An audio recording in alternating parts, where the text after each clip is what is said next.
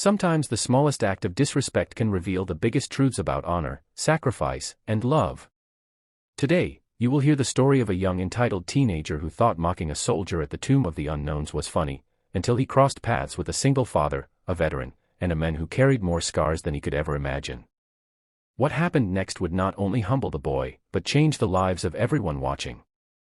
Stay with me until the end, because this isn't just about discipline, it's about redemption, respect, and a lesson that every parent, every child, and every one of us needs to hear. The sun had barely risen over Arlington National Cemetery, its golden light brushing across the endless rows of white stones. Standing tall and unshaken at the tomb of the unknown soldier was Sergeant David Carter, a former Army Ranger, now serving as a tomb guard.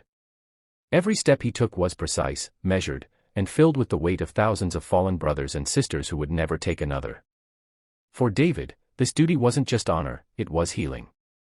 After losing his wife in a tragic accident 3 years ago, he poured his broken heart into raising his 10-year-old daughter, Lily, and guarding the silence of the fallen. That morning, a crowd gathered as usual, whispering respectfully as David marched in sharp formation. Among them was a group of teenagers on a school trip.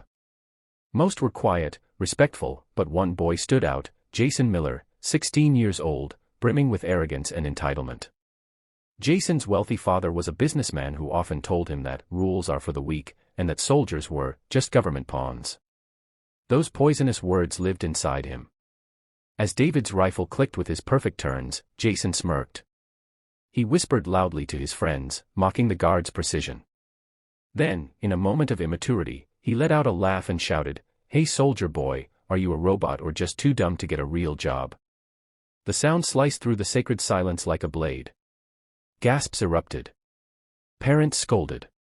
His teacher's face went pale. But Jason stood there, arms folded, grinning, as though he'd done something clever. And then it happened. David stopped mid-step. Slowly, with the discipline of a warrior and the presence of a man who had stared into the eyes of death, he turned to face the boy. His voice boomed, deep and commanding, trained to cut through battlefields. "Respect the tomb." Silence. Jason's grin faltered. His friends shrank back. But still, his pride wouldn't let him back down. "Why should I respect something that doesn't even matter to me?" Jason snapped, loud enough for all to hear. The crowd murmured in disbelief. Teachers tried to pull him back, but David didn't move. Instead, behind his stern discipline, something deeper stirred. He saw not just an entitled kid, but a broken echo of his own younger self, angry at the world, lashing out, not knowing the price of freedom.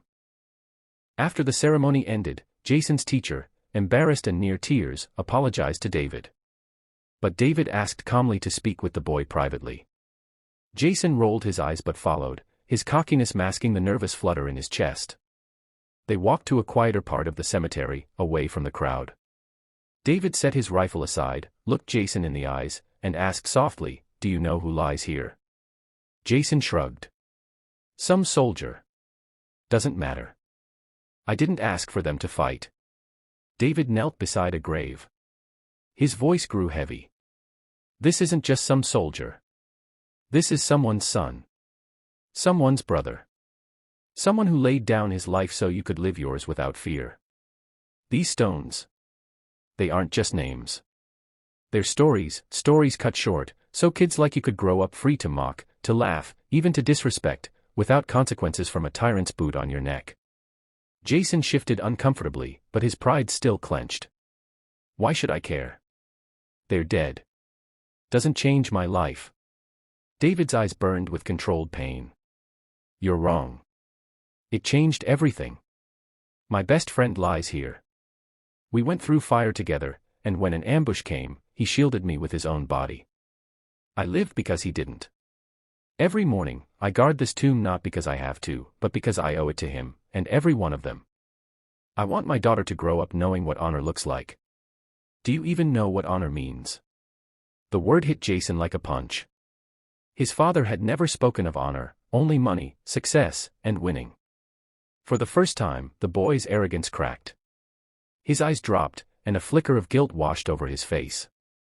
David placed a hand on his shoulder. "Jason, respect isn't about agreeing with everything. It's about humility. It's about knowing you're not the center of the world. You dishonored the dead today, but you can still choose to learn, to grow, to be better. And then, to Jason's surprise, David didn't scold further. He simply stood, saluted the graves, and walked away, leaving silence heavier than any lecture. Jason lingered. For the first time, he noticed the names etched into marble. The rows seemed endless. He felt small, smaller than he'd ever felt before. His friends didn't laugh now. They didn't dare. That night, back in his hotel room, Jason couldn't sleep. The image of David's eyes, filled with both discipline and fatherly love, haunted him. He thought about his own dad, who had never once spoken to him with that kind of conviction. And something inside Jason shifted. The next morning, when the class returned to the tomb, Jason was the first to stand in silence, head bowed, hands clasped. No mockery. No arrogance. Just respect. And as David marched past, their eyes met briefly. David gave the slightest nod, barely noticeable, but to Jason, it felt like forgiveness. From that day forward, Jason carried that lesson. Years later, when he became a father himself, he brought his own son to Arlington. Standing before the tomb,